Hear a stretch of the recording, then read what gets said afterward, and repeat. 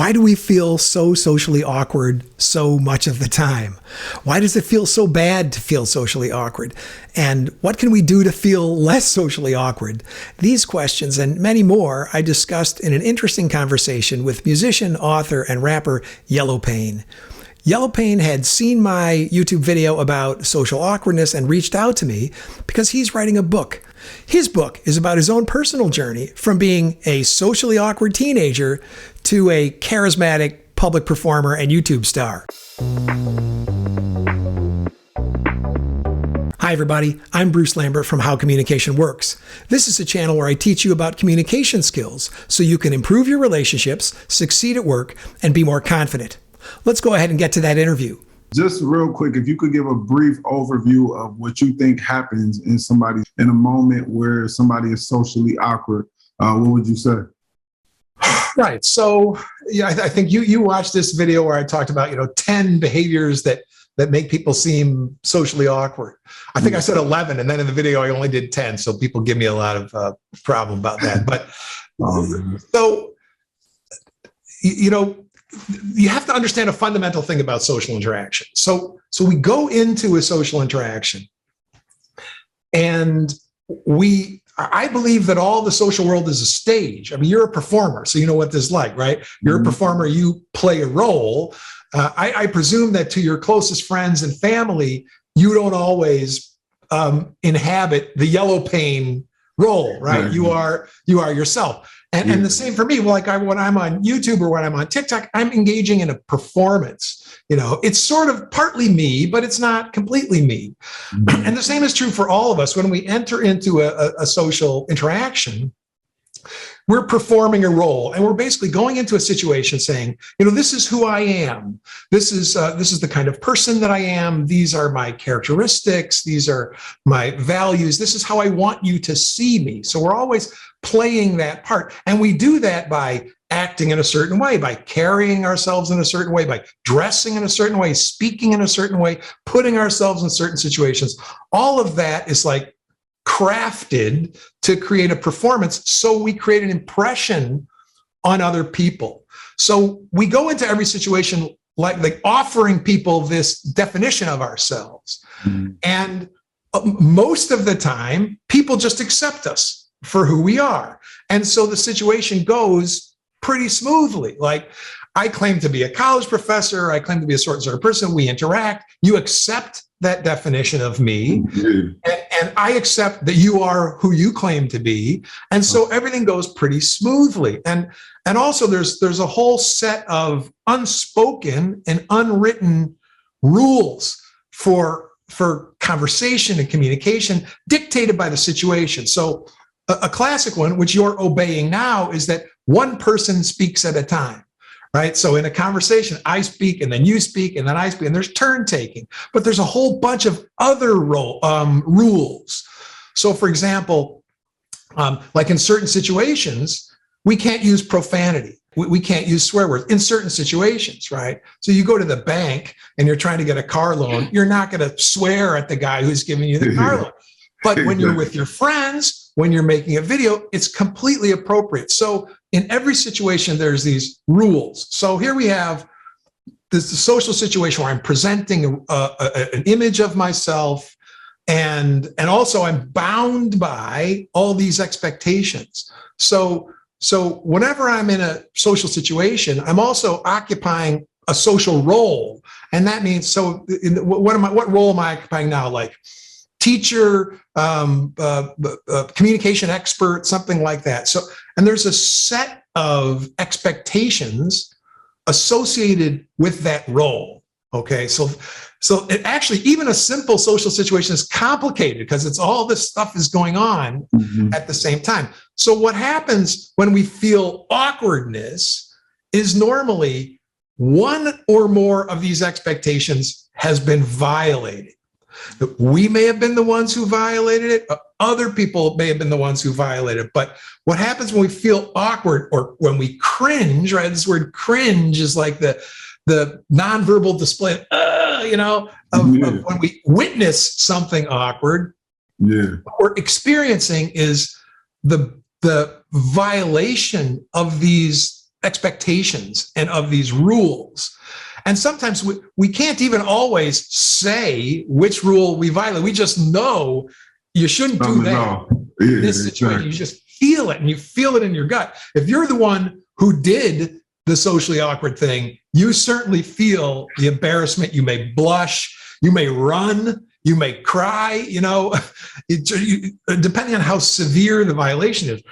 But I think fundamentally, that's what awkwardness is. Awkwardness is the sense that some social norm, normally of communication, has been violated. Mm-hmm.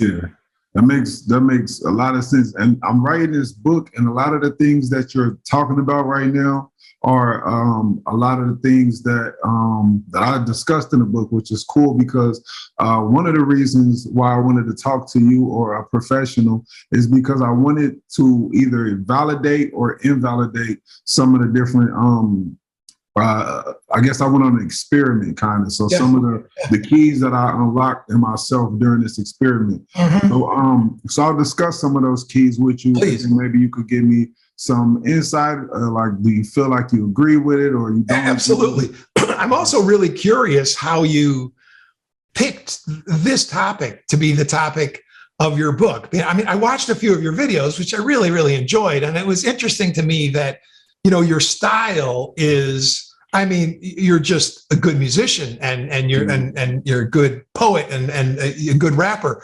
But I noticed that you have a style which is a kind of socially conscious style where you use your music to comment on these issues. So I am curious how, of all the issues you could have picked to write your book about, you picked social awkwardness.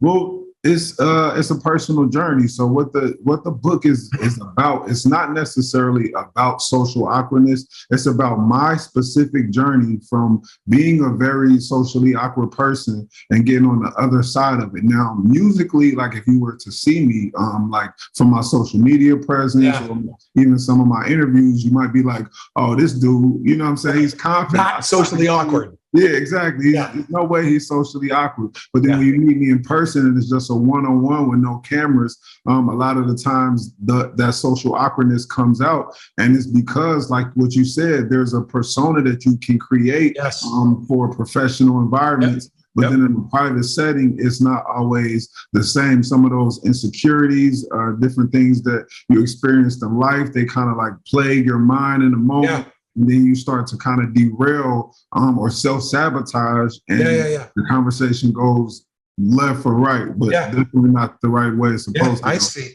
So, okay, cool. So this book is me on a journey to overcome social awkwardness. And as I'm uncovering the keys, because I have such a large following, I'm trying to show other people, hey, you can go through the process that I went through or that I'm going through currently. And, we can overcome this together.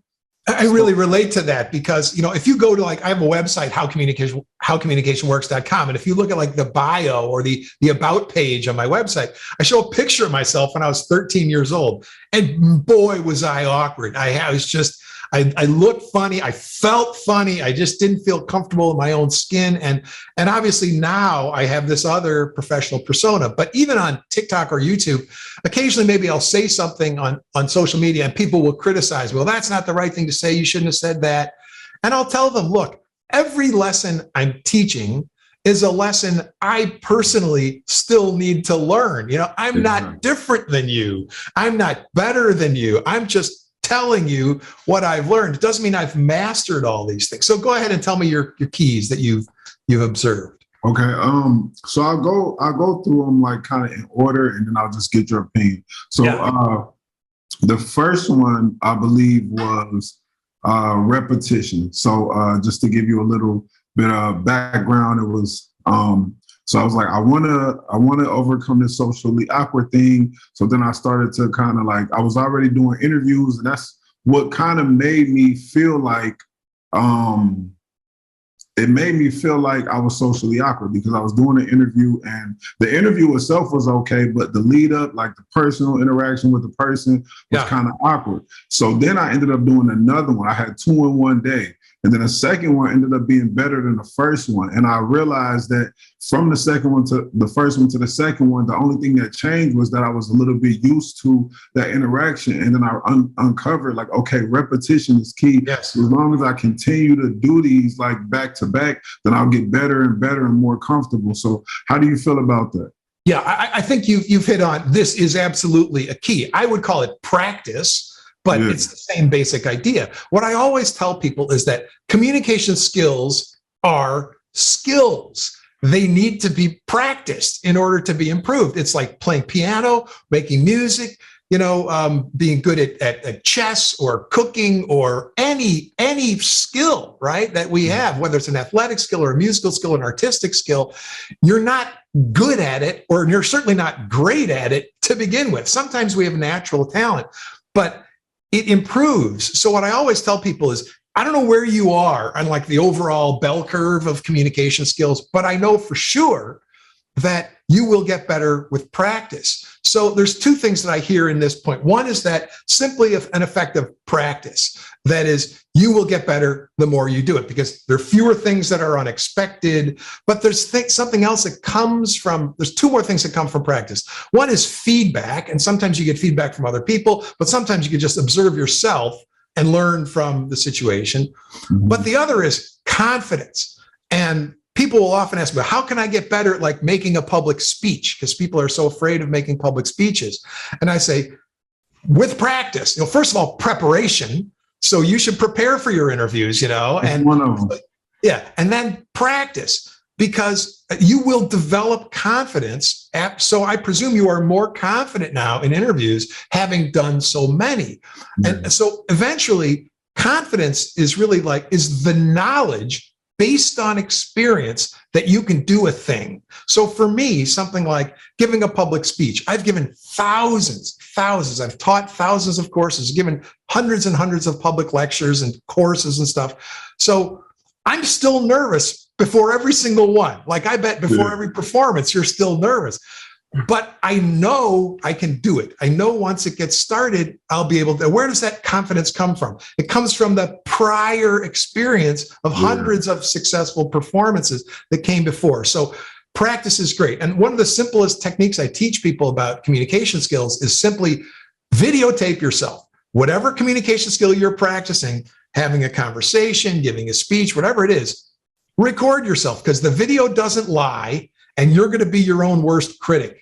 But I'm with you though. I'm with you though. Record everything, and you definitely are your own worst critic, which is one of the other things that I kind of said in here, and I don't think it's one of the keys that I unlocked, but it was something that was definitely understood, was that a lot of the times when we're socially awkward, we think that other people can see how awkward we are, and it's just like nobody can read your mind. So even when you self-sabotage, that doesn't necessarily reflect to the person watching you. They're just having a regular conversation. And in your mind, it's this whole world crashing down, but it's really just internal. Yeah.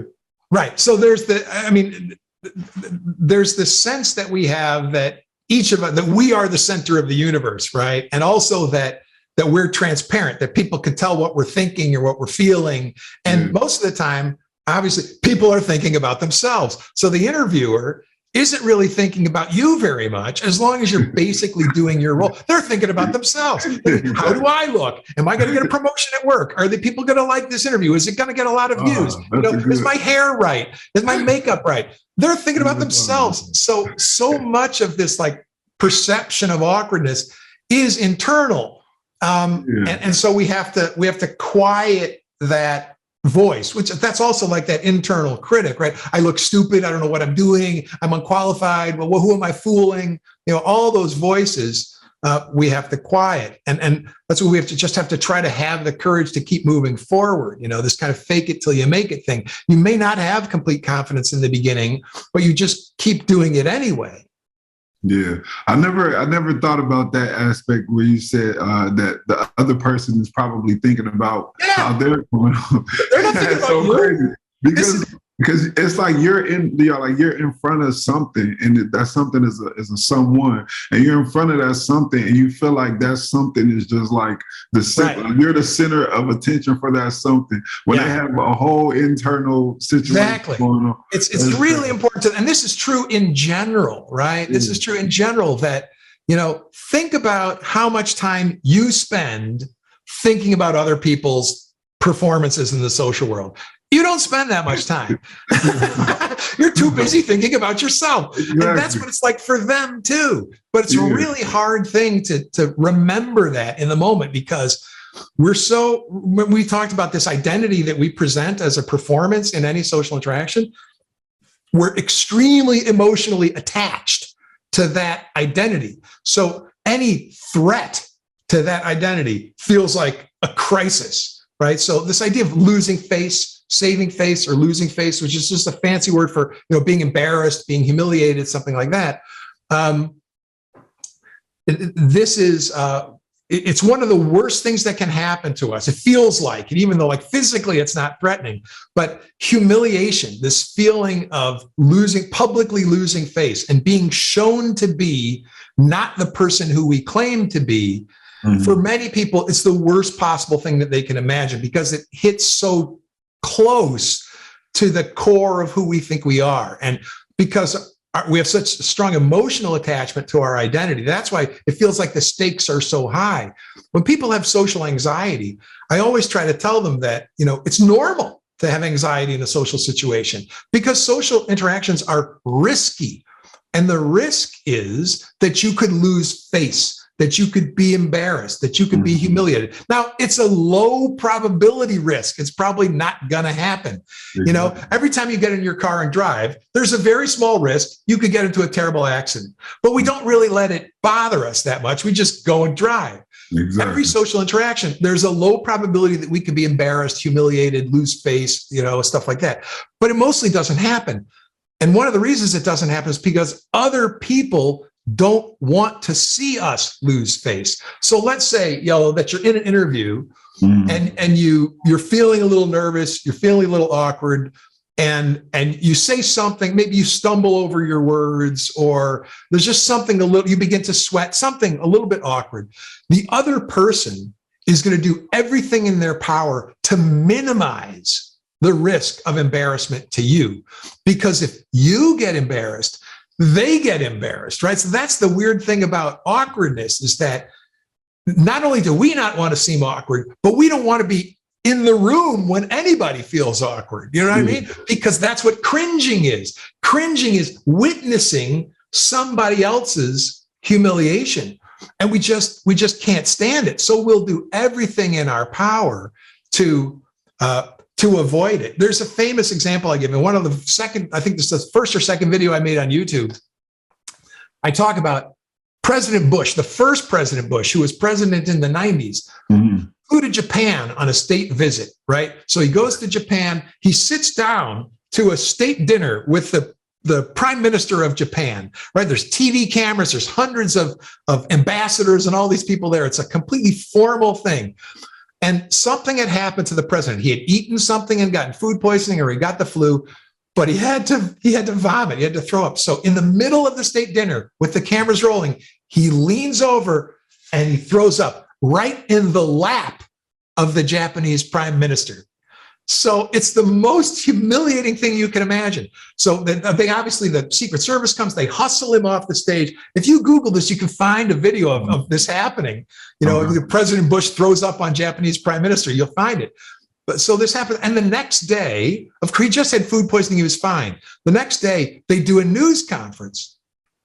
And some Japanese reporter asks, what do you think about what happened to the president yesterday at dinner, or something like that? And the prime minister basically pretends like it didn't happen, because you don't draw attention to someone else's humiliation. It's too uncomfortable. So anybody with dignity and pride and social skill doesn't draw attention to somebody else's humiliation. That's a long answer. Sorry. No, that was a perfect answer. But that draws an interesting question, okay? Because one of the keys that I put in here was diagnosis, right? And that's where we go into our lives and we pinpoint the different moments that may have contributed to us being socially awkward in our adulthood. You kind of said that that people will like to avoid social awkward moments. Generally. Right. So what would you say to somebody who grew up and they have ran into so many people thriving on their awkwardness, pinpointing it? Right. So I mean, my general, so this is what I would say. Anyone who is a decent human being, that's the way I would characterize it. A decent human being will not enjoy your humiliation. So to me, anyone who enjoys the humiliation of someone else is by definition a bad person, right? They have broken one of the fundamental agreements of the social world. So the social world is bound together by certain agreements, like mutual commitments we make to one another. That's why this sociologist that influenced me is a guy named Irving Goffman. He was a 20th century sociologist. And he said that social interaction, there was a moral component to social interaction. What he meant by that is that there's like a deep right and wrong. When we think of morals, right, we think of what's deeply right or wrong in the world. And one of the moral commitments in social interaction is that I will work to protect you from humiliation, and you will work to protect me from humiliation. And this reciprocal agreement it's like an unspoken contract between us. And anyone who violates that agreement has broken one of the fundamental moral agreements of the social world. So I would just say that person is cruel, right? And what I generally say, like people ask me questions like this on a TikTok live, and I'll just say, stay away from those people. I mean, you can't fix them. You cannot, that person is a shitty human being. There's no other way. I hope I can use profanity. You can beep that if you have to, but, but they're a sort of person who has violated the basic moral agreement between us about how we'll conduct ourselves. So someone who enjoys your pain is a cruel human being, and you basically want to get away from them. Now, you and I are adults. We know cruel people exist. Exactly. And there are some groups of people, subcultures that all of us know in all of our life. Well, people are just cruel. These people may have been hurt themselves.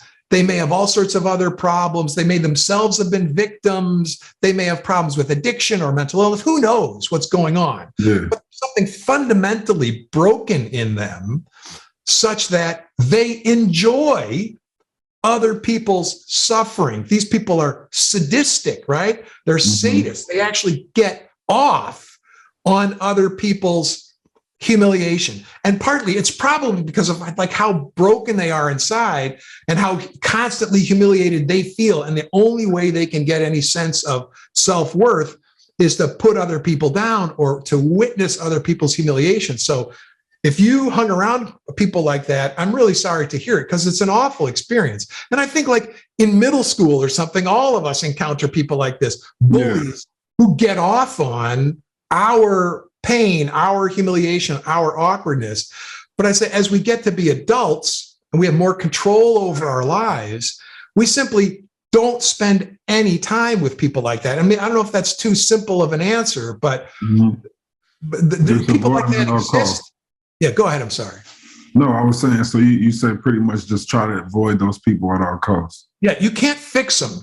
They are, it's not your job to fix them. Maybe someday they'll get over what's bothering them and they'll have they'll like reform themselves. They'll have a revelation. They'll have some sort of progress in their own life and they won't get off on cruelty anymore. But some people are just, I believe they're just fundamentally bad people in the world. And mostly what we should do is stay away from them because I don't think you can fix them.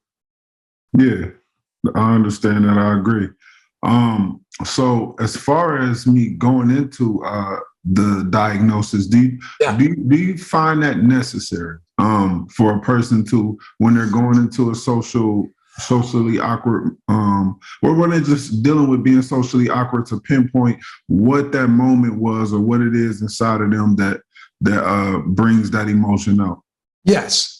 I think that, I mean, there's a couple of things. One, there could be a feeling like a person can have social anxiety. That is, they can be afraid of all social interaction. Now, all of us have some social anxiety, but someone who says they have social anxiety just has it to a more extreme degree. So someone like that tends to be afraid of all social interaction, and they're so afraid that they're almost paralyzed, and they avoid all social interaction because they're so afraid of the possibility of being embarrassed or humiliated or something like that. But the rest of us just have this kind of normal level of social anxiety, which we have to live with. And there, I think it is important to think about what caused the breakdown. And that's why I made that one video on YouTube about these 10 behaviors which tend to make people seem socially awkward. And what they really are, I really just ended up describing 10 social norms that if you break them, people will see you as weird or awkward. And people thought that I was making a social judgment. A lot of people who had maybe autism or Asperger's or other kinds of social developmental disorders thought maybe I was calling them out or criticizing them specifically. Now, clearly, autism and Asperger's and these other developmental disorders manifest themselves, show themselves as problems in communication. But these particular behaviors anyone can have. And so I listed these 10 things, like not having appropriate interpersonal distance, not taking turns in conversation, not knowing how to start or end a conversation, not being physically clean, maybe smelling bad. You know, there's like all these things that are common behavioral patterns that if you do them will make others think you are awkward. Okay. And this is not my moral judgment. This is just like a description of how the social world works. We can say it's right, it's wrong. A lot of people in the comments of that video said, well, we should just be able to be as however we are. And we should be able to, you shouldn't judge us. There should be no judgment. I'm not saying those people are wrong. I'm just saying the way the world is today, I'm describing a reality, not the way I want it to be, but the way I think it is now. If you exhibit one of these behaviors, you will probably be seen by some people as awkward or weird. And so the problem with a lot of people in my comments would say something like, people tell me I'm awkward. I know I'm awkward. People tell me I'm weird, but I don't know what to do. I don't know what I'm doing that's awkward. That's why I made that video. I said, because most people, especially if they're kind, they're not going to tell you, you know, you have bad breath, you smell bad, you always talk too close, you never give me a chance to talk. We don't want to say those things to people because they're kind. So we don't want to tell them the specific behavior that's bothering us and making us feel cringy or awkward. So people go through life not knowing what it is they're doing that's bothering other people. So I tried to say, these are the things. If you do one of these things, like one of the others is disclosing too much. So you meet somebody, and then in the first 5 minutes you meet them, you tell them every personal problem that you have, you know? And I just say, that's too much. Most people don't want to hear that because they don't want to have to tell you every private thing about themselves in the first 5 minutes. So I do think that diagnosis, knowing what behavior is producing these perceptions, is really important. But to me, I'm trying to help people get outcomes in their life. So some people said, I'm weird and I love it. And I said, fine, then this video is not for you. This video is only for people who are troubled by the social isolation that awkwardness sometimes bring. If you're a little bit weird and you're happy, that's cool. I have nothing to teach you. I'm not judging you, and just be who you are. But lots of people feel that they can't succeed in personal relationships. They can't have romance. They can't succeed at work. They feel alone and isolated because of these awkward behaviors. Yeah. So as far as So you agree with the diagnosis as far as maybe like some, like, would you say like the most common reasons that would make somebody socially awkward? Maybe like parental, like how you were raised. Yeah. So Yeah. I think that if we're talking about the causes of social awkwardness, so The causes. I think the causes of social awkwardness these days, you certainly have to mention these conditions: autism, Asperger's, or sort of sometimes called social developmental disorders.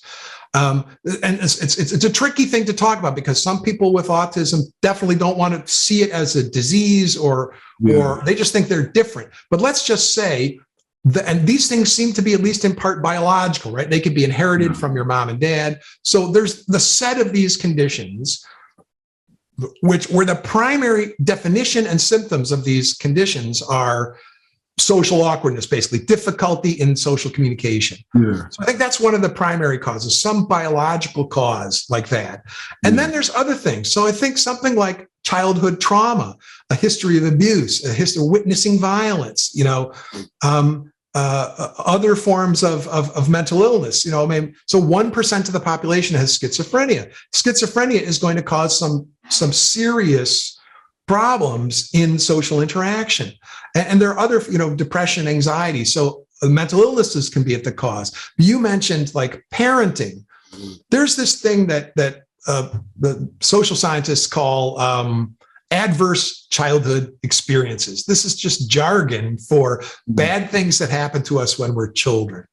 And if you go online, or your viewers go online, there's a thing called the ACEs test, ACES, the ACEs test. And ACE stands for adverse childhood experiences. So this is a list of like 10 bad things that can happen to kids. And it's like your parents divorced, you were a victim of your parents hit you, your parents touched you inappropriately, one of your parents died, one of your parents was incarcerated. And there's a list of 10 of these things that are common. Real quick, I just kind of want to interject so that people can have a little better understanding. So let's just say one of them, like abuse, for example. How do you think being physically abused can translate over to being socially awkward? Yeah, we don't know exactly how, but the main guess is that if you're a victim of physical abuse as a child, your parent or some family member hits you, hurts you, or neglects you, whatever, abuses you either emotionally or physically, what happens is that you respond in your brain by releasing all these fight or flight hormones. It's a hormone called cortisol. So like if you step off the curb in Atlanta and you weren't paying attention and you come this close to like a car hitting you, you get an immediate surge of it. Your heart rate increases. You begin to sweat. You begin to breathe fast. You experience this because your brain dumps all these fight or flight chemicals, the main one being cortisol.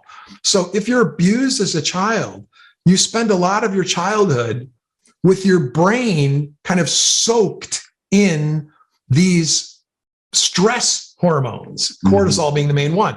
And what we now know is that this has a very damaging impact on the development of the young brain and can cause all sorts of problems. It can cause addiction, can cause mental health problems, it can cause physical health problems, autoimmune diseases in adulthood.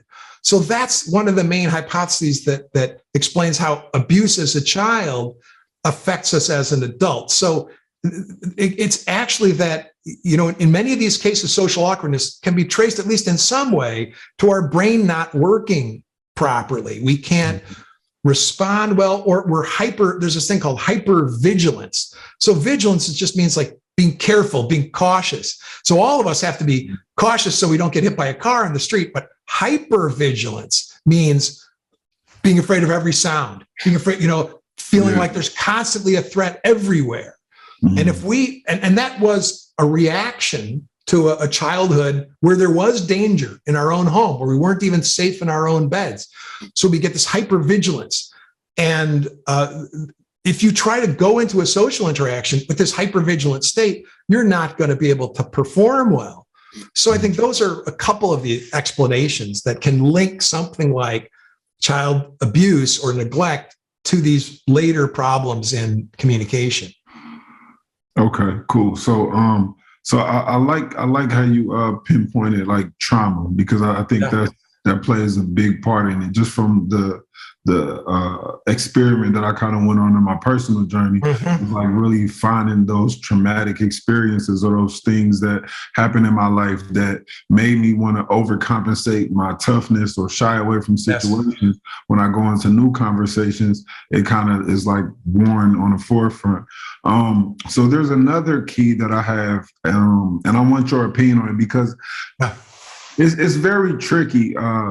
I'll throw it out there as image, right? Yeah. And when I say image, I try to make sure I didn't include. Well, I made sure that I left space for people to understand that there are some things that we can't change. For example, I'm 5'4". I can't be taller. You know what I mean? But there are things that I can change, as far as how well I dress, or having a haircut, making sure Yeah. my breath is good. You know what I Yeah. mean? Those things give you the personal confidence, or as much as you can, with the things that are in your control when you Yes. go into a social setting. How Yes. important do you think image is when you are dealing with not being socially awkward? Extremely. I mean, it's all about image. Like you and I, Yellow, are both performers, so we know the importance of image. It Mhm. is an image-based world, and I began this conversation by talking about how the social world is a stage, and we are performers. So if you take that metaphor and you carry it all the way out, then performers wear costumes when they get Mhm. ready to play their roles, Yeah. right? And so our image, it consists of everything we do. So it's like jewelry, makeup, clothing, hairstyle, the fragrances, the shoes, even all the consumer products, our phone, our car, the things we buy, the places we go. All these things create our image. So there's a story I often tell my students. So when I was a teaching assistant in college at the University of Illinois back in the 1980s, I would teach this class, and all semester long, the kids would come to class basically just dressed in sweats, right? They looked like they hadn't showered. They'd be in sweats and a t-shirt, something like that. But on the day of the final exam, they would come in suits. These guys, especially these guys in a fraternity, they'd be in suits and ties. And I'd be like, what's going on? I haven't seen you. You've been dressed in sweats and a t-shirt the whole year. And the Exactly. guy just looked at me and said, look good, feel good, do good, and, and so it was just like this idea that, I think that really captures it. Look good, feel good, do good. And I am a big, big believer in, you wouldn't know, maybe I should have dressed up more before. I didn't know we were going to record. I might have dressed up more, but when I go to work and when I teach, I normally dress as well as I possibly can. I'm at a point in my life I can afford to wear like tailored suits and stuff like that. And I go and I teach class and I'm dressed like I'm going to a wedding, because I believe that you should look as good as you possibly can. You should wear clothes that fit you as well as possible. You should wear the best possible clothes that you can afford at this particular stage in your life, because of the effect it will have on you. It's not a coincidence. Look good, feel good, do good. It really works that way. When you are dressed extremely well, when your hair is cut, when you're clean, when you're looking good, when you're smelling good, you feel better. And it's not just you, but clothes, all these other things that our appearance, they affect other people. We might like other people to judge us only by our character, right? And judge us when they get to know us. But the fact is, people make first impressions very, very quickly. And they do that primarily on the observable characteristics of a person. So I think this is something where the people in the audience might have a bad reaction and say, well, I can't afford fancy clothes, or I just want to be myself, And I say, that's fine if you're getting the outcomes you want. But if you want different outcomes, you might consider the importance of your image. I think it's critically important. And people think that we're fake, we're inauthentic. But the thing is, when I dress up to go teach, I'm not inauthentic. That's who I really am. I'm a guy who wants to look as good as I possibly can in front of my students, because I'm taking it seriously. Or when I go to work as a consultant, I dress as well as I possibly can. And that's not fake. Just because at home, I might like wear a t-shirt and I'm wearing this like a sweats or whatever, that it doesn't mean because I play different roles at different times that I'm being fake. I think there's a lot of concern that I see on TikTok and YouTube about authenticity, right? That I gotta keep it real, right? This idea of keeping it real, but keeping it real doesn't mean being the same in every situation. Keeping it real means being true to some core set of values, but you can be different in different, you can appear different and act different in different social situations because different social situations demand different things from us. And the example I often use is you on stage at one of your concerts dress and speak and behave differently than you at your grandmother's house on Thanksgiving. And that's not because you're not keeping it real. You are the same person in two completely different social situations, producing two different kinds of performances, basically wearing two different costumes or playing two different roles, however you want to say it. Yeah. So how do you feel about somebody who feels like, say there's some form of a disability, not like a mental disability, but like maybe like a problem with like a hand spasm where messed up, or like maybe they're really overweight and they feel like it's just as distracting in a conversation as having bad clothes when somebody sees them. How would you suggest that person avoid being socially awkward and have confidence? It's very, very difficult. There's the same sociologist, Irving Goffman, wrote a book called Stigma. And most people probably know this word stigma. It means to be seen as less than normal, right? Yeah. To be seen. And so all sorts of things can be stigmatized: religion, race, ethnic background, all sorts of things, and then physical disability. So the most stigmatizing aspects of our physical things are things that are visible, right? So people can have invisible physical disabilities. So imagine that a person has had to have part of their intestines removed because they have Crohn's disease or colitis. They have to wear a bag, to collect their waste, but that's invisible. It's under their shirt, it's under their jacket, under their sweatshirt. You can't see it. It's still there, but it's not visible in social interaction. But other people, let's say people have really bad acne or facial scars or burns or something about their body, like you say, amputations or tremors or some other problem, it's visible. It can't be hidden in ordinary social interaction. That's why anything with your face is the worst kind of visible disability in terms of its effect on social interaction, because the face is the center of social interaction. Yeah. So even if you have a hand, I don't know if you know this guy just died. There was he was a senator. He was a presidential candidate. You're too young to remember, but it's a guy named Bob Dole. He was a senator from Kansas. He was in World War II.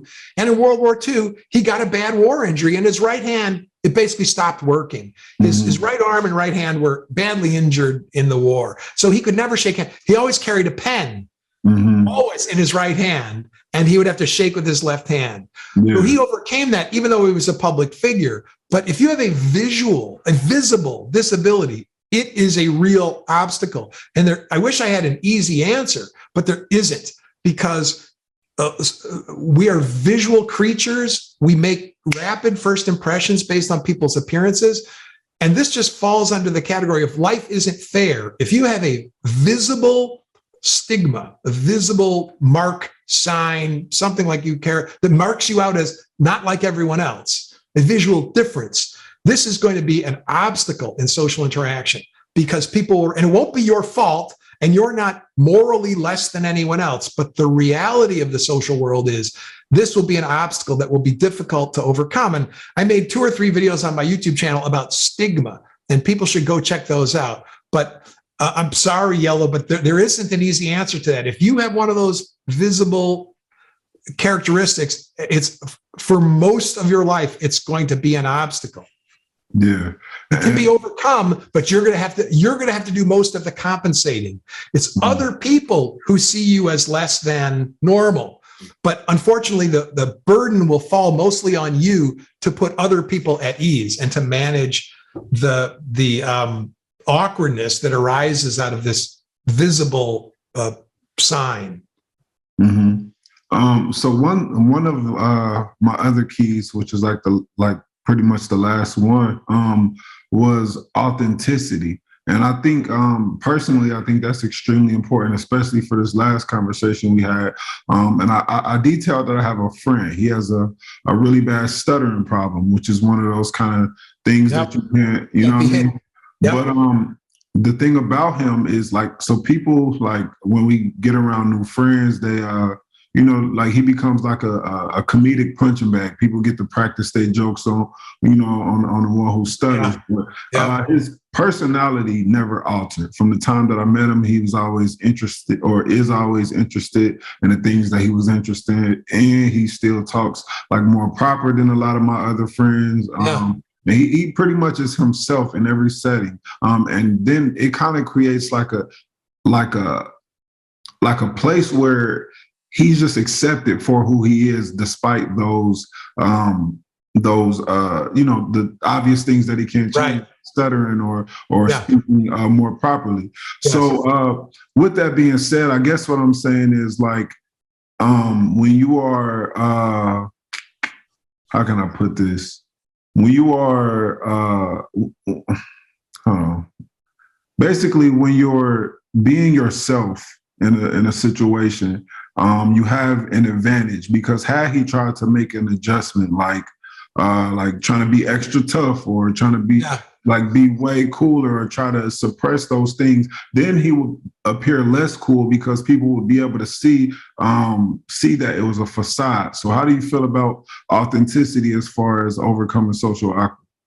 Yeah, I think authenticity is a complex topic, and it often comes up in relation to the topics that I talk about, because, you know, so I've already said from the very beginning that I think the social world is a stage and we're engaged in performances. So when people hear that, they think you're being fake, you know, and I say, no, we're just being flexible. We're just being adaptive. So we're engaged in these performances, but there is, so the one kind of authenticity that I want to argue against is that we always have to be the same. I think that is not what authenticity means. So that I have to, like, if keeping it real means I have to act, you know, when I go to the bank or when I'm on an interview on television, that I have to act the same way I act with my closest friends in private. That's not keeping it real. That's just being stupid. That's failure to adapt to the demands of each situation. So authenticity, just like I said before, the way you act in concert or with your closest friends in private is not the way you act at grandma's house at the Thanksgiving dinner table. But that does not make you inauthentic. The person you are sitting with grandma is real and authentic. And the person you are on stage, these are real aspects. We don't have one core self that's always on display. So what does authenticity mean then? I think it means sort of longer term commitment to some set of values or principles. So you might have some principle, Yellow, like I'm not cruel to people, right? I'm kind to people, I'm decent to people. And that principle is at work at grandma's house at Thanksgiving, and that principle is at work in private with your friends, and that principle is at work in public on stage. So that's your authenticity means your commitment to this core set of values and trying to make all of your behavior consistent with this core set of values, in spite of the fact that in different situations, you're going to produce slightly different performances because the situations demand that. But all of them are coherent in a way that they all reflect this commitment to some common set of values. I think that so your friend, the reason that you respond to his authenticity, that he didn't try to be someone else, you know, or fake something in order to compensate for his stuttering. I think we admire people's commitment to principles, and we realize because our own lives are hard, right? So let's say we're committed to honesty, but then we tell a lie. You know, we're committed to faithfulness, and then we cheat. You know, we're committed to kindness, and then we do something cruel. We're only human beings. We make mistakes. And so we know from personal experience how hard it is to be true to our own principles. And so when we see someone who's true to their own principles, we admire them. And And I think that the reason in this case of your friend who stutters, why that's so meaningful is because he has this visible behavior that makes him the object of jokes. And he can't easily change it. But he has this other thing, which is deeper and more meaningful, right? So I think we have the sense that I can choose to be a person of principle and to stick to my principles. That's a choice I can make. I can't choose not to stutter. Stuttering is like this, by an act of will, he can't make it go away. So we say he has to live with this stutter, but in spite of that, in the area of his life where he does have the power to choose, he's a person who sticks to his principles, his likes and dislikes. And I think we end up admiring that. And then we see past the superficial, part of him that is the stuttering. So when I say authenticity, do you agree that there are things that you could do that are not authentic, but are not breaking the principles of your character? Like good example. Like faking an accent, for example. That's one. Like where you might feel like you're cooler or it makes you look better to have an accent, like from a place that you're not from. Yeah. But it's, you're not necessarily hurting anybody, but it's not authentic to who you are, how you actually. That strikes me as inauthentic. That strikes me as faking. But I'd have to think about it more. It certainly doesn't, because it doesn't hurt anybody, because it's a kind of performance. I wouldn't be super offended by it. If someone for a long time, there's some celebrity, I think, wasn't it? I can't remember who it was. There's some celebrity's wife who like pretended to be French, but she was from Brooklyn or something like that. She wasn't French at all, but she pretended for years to be French. And when you find out, it's like, what is that? That seems like fakery. That seems like the very definition of pretending to be something that you're not. But there's a different thing that isn't inauthentic. So, this idea of code switching, of talking one way with one group and one way with another group. So like, and it can be all sorts of, in all sorts of situations where we have one dialect maybe of talking with one group of friends or acquaintances, and another dialect and way of talking in another group of friends, or like the way we talk at work versus the way we talk with our friends. That I don't think is inauthentic, because there we're simply adapting. It's like, just like if you travel to, I don't know if your career has taken you outside the United States and you travel to other cultures. When you travel to other cultures, especially if you travel to cultures that are very different from your own, you adapt to their norms, right? So there's this expression, when in Rome, do as the Romans. So that's not inauthentic when you adapt yourself to a social situation, but something like, pretending in a very obvious way, pretending to be something that you're not, to me, that would count as being inauthentic. Okay. So you must encounter this a lot, Yellow, right? I mean, this idea of keeping it real for someone in the public eye is such an important value. How do you deal with this? As far as just the social awkwardness or what? Well, I mean, let's say the people who have known you since you were a child, before you were famous, and then they see the way you behave now. Right. So I think one thing that happens to athletes and entertainers, anybody who was one way when they were not famous and then they become famous, and the people who used to know them when they were just an ordinary person, there's all this pressure to keep it real, and which means something like, don't act differently now that you're famous. And I imagine this must be something that you have experienced, but maybe I'm wrong. No, I mean, the thing about it is like going from like a personal setting to where like there's a lot of people watching. There's just one portion of your character that you display on a bigger stage. You know what I mean? Yeah. So it doesn't. So the realness of you doesn't switch to the point where your friends and family notice it. They just only see the one side of you. Whereas to when you're with them, I might show like way more character because it's less, I would say, fear of stepping outside of that comfort zone of that person that I created for right. people. Yeah. I mean, it's I have a much smaller social media presence than you do. I wonder, people dream about having a large social media presence. They think it's going to solve all their problems and make them happy. And obviously, that that's not true. That you're still just a person. You have all these, maybe you have a little more money, maybe you have a little more excitement, but you're still a human being with all the problems that every human being has. And sometimes people see me on TikTok, where I have a larger platform, and they'll say things about me, nice things about how they like me or how they admire me or something like that. Mm-hmm. And I'll have to tell them, you don't know me.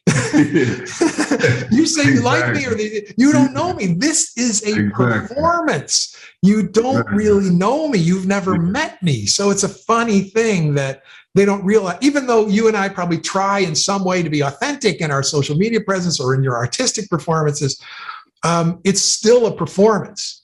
Yeah, and that's why, like that, I really value confidence, because I know how important it is and how important it is to stick to who you are. Because, like, in my music career, for example, I'm more known for a lot of the bold things that I talk about, or the things that may not be normal to everybody else. But it's something that was passionate on my heart, so I was able to block out the expectation of what a rapper is, or what a black hip hop artist is. Yeah. And I was able to stick to who I truly am and put that on and put that out there. Now, in my personal life, it's been a little bit different, because, I kind of ran to music, which is why I'm so authentic in the music, because I shied away from having that vulnerability in my everyday life, and I put it into something different. But I see from the consistency of being authentic and being and sticking to who you truly are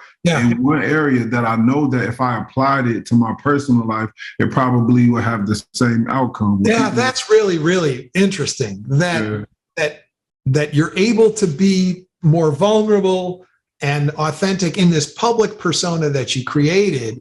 Yeah. And it was more. So has that happened yet for you, Yellow? Are you in your personal relationships? So I'm sure you've gained confidence, because you went on, you made these songs that are so authentic and are so like, they address difficult issues in a meaningful way, in an entertaining way. That had to, when so many people responded, like I see multiple videos with millions of views, when so many people responded, that had to give you a sense of validation that being authentic was going to be accepted by people. So have you been able to translate that back in your personal life? Well, yeah, I'm still in that process now. I'm like, even with me getting to the Zoom call, like I'm towards the end of my book. So in my personal interactions, like off camera, I am a lot more confident. Even in my interviews now versus my interviews, a year and a half ago, it's like way differently, because I'm not in my own head as much as I used to be. However, there's still some work to be done. But I think, hold on, ask the question again, because I really had a point. I was just asking, has the confidence that you got from, because you got such a positive response to your performances, have you been able to translate that into your personal relationships? Yeah, so vulnerability, the authenticity, et cetera. Yeah, so that's where I was going with it. So I was saying that now I'm able to more translate it over to my personal conversations and my personal relationships. But I was going to kind of give a little bit of a backstory in why, chasing music I thought was so important, because I did believe, and I would want to encourage anybody else like watching this, that once I got to a certain platform, it would eliminate the ability to be socially awkward, because now I'm like revered and people see me and recognize me. Yeah. And so now once I'm in these conversations, I get to almost, I wouldn't say look down upon anybody, but more so like look at people as if like, okay, I'm the star here. And the thing is, all you do is put more attention on somebody who is socially awkward. So then it becomes more of a pressure to not make a mistake. So just for anybody watching this, or I'll include this in the book, they need to know that like a bunch of money, a big platform, it doesn't fix the internal problems. You have to diagnose those, and you have to do research. Like what this is right here is research to figure out how you can actually fix. Yeah. I mean, it's such a hard lesson, and honestly, people won't believe you because our culture, people want fame, people want money. They're convinced. And the whole culture tells them money and fame will solve all your problems. Yeah. But the reality is, look at all the famous people who kill themselves, who are addicted to drugs, who have terrible mental health problems, who can't stay married, who ruin their children's lives, who wreck their own lives. It's obvious fame and money doesn't solve these. Money solves problems that money can solve, right? Exactly. So if the roof leaks and you got money, you could fix the roof. If the car breaks down and you got money, you could fix the car. If you got a toothache and you have money, you could go to the dentist and get it fixed. And those are good things. You want a car, you want a roof, you don't want a toothache.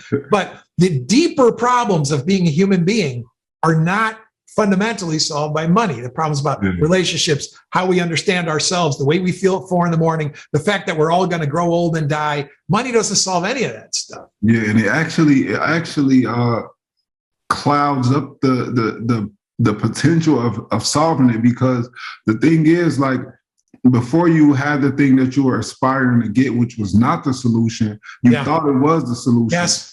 So now that you have this new thing like money and fame, now you have more in the way of the actual problem, and you're trying to cipher through why can I apply this here? What can I spend my money on? How can I use my fame to fix it? And you're trying to figure it out when really the problem should have been solved before you even chase these other things. Yeah, but it's so there's like this expression: more money, more problems, right?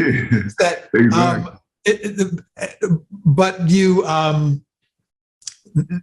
this idea that fortune and fame will solve these problems is such a prevalent idea that I'm not sure we'll be able to overcome it. Unfortunately.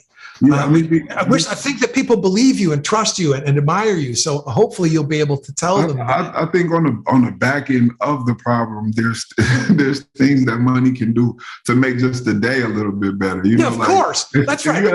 If you have a socially awkward moment and you want to self-sabotage, it's different from going to Wendy's and going to Benihana's. You know what I mean?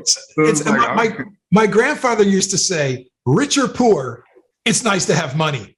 Exactly. And that's the thing. So it's not like we're going to be stupid and say that having money in our culture isn't a big advantage. Of course it is. Yeah. But look at all the unhappy rich people. If you want proof that the fundamental problems of being a person, trying to figure out how to be happy in a finite life, trying to figure out how to relate to other people, trying to understand how to accept ourselves, these things aren't solved. And there's often one thing that happens. I don't know whether this happened to you, Yellow, when you first really hit big, is that people focus on an external goal, like becoming famous or getting a video that has 1 million views or having a certain amount of money. When you hit that, and suddenly your problems are not solved. Like suddenly you look in the bank and there's a number that you never thought you'd see, but then you wake up in the morning and you still feel like shit. You still have lack of confidence. Your relationships are still messed up. It's really, really difficult. And often you'll see people have a breakdown after they achieve the big thing. So they get the gold medal, they make $1 million, they become a star, whatever it is. Then they have the breakdown because they spent their whole life trying to achieve this thing, which they thought was going to bring them peace, contentment, happiness. And when they finally got it, it didn't. And it's a crushing thing. But these are really hard lessons to learn. And every religion, every wisdom tradition tries to teach us these lessons. Yeah. And we're still trying to learn them. And the thing is, human nature is to always want more. I think I forgot the scripture, how it's worded, but it says human nature is never satisfied. It's somewhere in Proverbs. And that's true. Even when I got 1 million views or when I got money that I had never seen before, the very second you get it, that excitement, it literally lasts Maybe a short time. Yeah, like at the most, maybe the remainder of the day. You know, like it's incredible. But like, people will never believe you until it happens to them. Yeah. So one of my friends used to say, inside of every millionaire is a frustrated billionaire, which means you can never have enough. And that we think that's real. Bring us happiness. But there's a great book that I would recommend to your viewers. It's called Groundedness, or The Principles of Groundedness. And it's such a good book. And it talks about a lot of these issues, especially these issues of thinking that some external thing, once we achieve it, is going to give us what we really need. And then he ends up saying, no, there really is no, there's something, they call it the arrival fallacy, that when I finally arrive, then I'll be happy. But you never get there. You think, well, just over the next hill is easy street, and I'm going to get there and I'll never have a worry again. But the reality of life, the difficult reality of life, is there is no easy street. There is no arrival. And you say it's about the journey, and that sounds superficial, but it really is true. You have to enjoy, like when I think about social media, I spend a lot of time on it. And if I don't get the views, I don't get the engagement, I don't get the I feel like shit. I think, what am I doing? Why am I so bad? What's wrong with me? And then, so I have to tell myself, I'm just going to keep doing, what I'm going to do is enjoy the process. I'm going to make videos about topics that I like. I'm going to engage with people that I find interesting. I have experiences like this that are really rewarding. And that's what I'm going to keep doing. I'm not going to do it because I think I'm going to arrive someday and then all my problems will be solved. I just accept there will never be a day when all my problems are solved. In fact, one of the biggest videos I have on TikTok, I just say, the bullshit never ends. It's like a 15-second video. I just say, the bullshit never ends. Dealing with the bullshit is your job. If you thought there was a post-bullshit phase of your life, there isn't. But you have to accept that very deeply, and then life will be easier. So then when you, like later today, when you encounter some bullshit you have to deal with, you won't be all disappointed. You'll be like, oh yeah, of course, the bullshit never ends. Of course there's bullshit today. Yeah, and that's why another one of the keys is lack of preparation. And it's just all around, being prepared. Like if I came to this conversation and I hadn't started my book and I had no keys, then this conversation may have been a lot more awkward because I wasn't even prepared with anything to deliver to the conversation. So it's that type of thing, just being prepared in every type of way. And like you said, expecting the unexpected. Yes. On every level of your life. Yeah. Yeah. So preparation is so key. It's so key to communication. The more prepared you are, the less nervous you're going to be and the better you're going to perform. And then after one successful performance, you'll have a little bit of confidence, and that will make you better in the next performance. And you're going to prepare for that one. You perform well again, then you have even more confidence. And ultimately it does build on itself, but preparation is critical, and preparation is not glamorous. I can't imagine how long you must take to write these songs, to record these songs, to produce these songs. I know how long it takes me to make the simple talking head videos, and you make these whole videos, and to write, it takes months probably, and so much effort. And people don't, and then people see the video and you're so lucky, or maybe they say, you're so talented, it's easy for you. And then, no, it's not easy. You weren't there when I was writing it, when I was producing it, when I was recording it, when I was practicing it. You weren't there when I was sweating it all out. You weren't there when I was editing the video. You weren't there. It just looks easy from the point of view of the ending. Exactly. Yeah. And I always try to tell people, like, when you hear like a great album and you're like, oh, this person never misses. Well, they probably picked the best 15 songs to present to you out of like 100, and like 60 of them they missed bad. You know what I mean? So it's like that same type of thing. Like when I talk, I say a lot. It's a bad habit I have. I say I fill the gaps with and my mother would always point this out to me the way our mothers do, right? So you stop saying So I made the first couple of YouTube videos, I would say, and then I learned to edit better. And I edited out all the uhs. And my mom said to me, you've really stopped saying, And I said, no, Mom, I just edited them all out. That's what's up. Yeah, because it's perception. You know what I mean? It's perception. So just I guess one last thing, because I know we are a little bit over. We're over an hour. We should quit. Yeah. So if there's anything that you would want to give just anybody like just some tips or just to conquer being socially awkward, what would you want to say? So I would say a couple of things. If you have profound social anxiety that's really limiting your life, you should try to get professional help. It's not easy to get. It can be expensive. There can be all sorts of barriers. But if you have through school or work or in some other way in the community, you can get help, you should try. So profound social awkwardness is like a medical problem, right? It's like a psychological or psychiatric problem. So if it's affecting you that much, you should try to get some professional help. If you have what I'll call ordinary awkwardness, ordinary social awkwardness, then a couple things to remember. The first point that I made earlier, that's that the social world is safer than you think. Other people do not want to see you get embarrassed. Other people will work as hard as they can to make you comfortable, to avoid embarrassment. If you do say something awkward, they'll try to undo it and pretend it didn't happen. So the social world is safer than you think.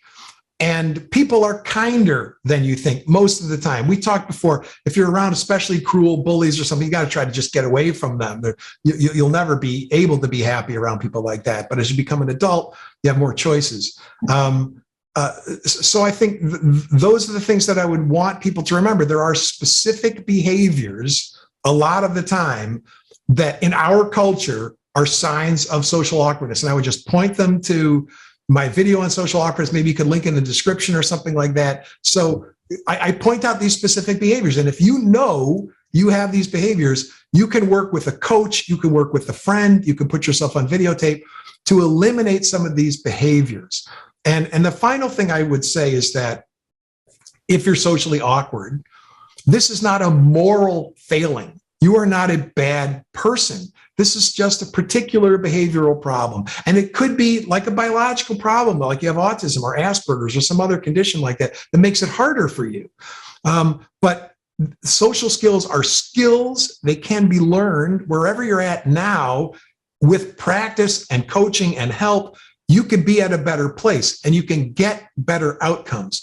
And those outcomes for something like social awkwardness, the outcomes we're normally talking about are better personal relationships, more rewarding personal relationships, better professional relationships, more success at work, romantic relationships and stuff like that, and a feeling of confidence. So it's a heavy burden to bear if you're feeling socially awkward, because to be socially isolated is a terrible thing. Loneliness is a terrible thing. I wouldn't minimize it. We've all been lonely. We've all felt socially awkward. It's one of the worst things we can experience.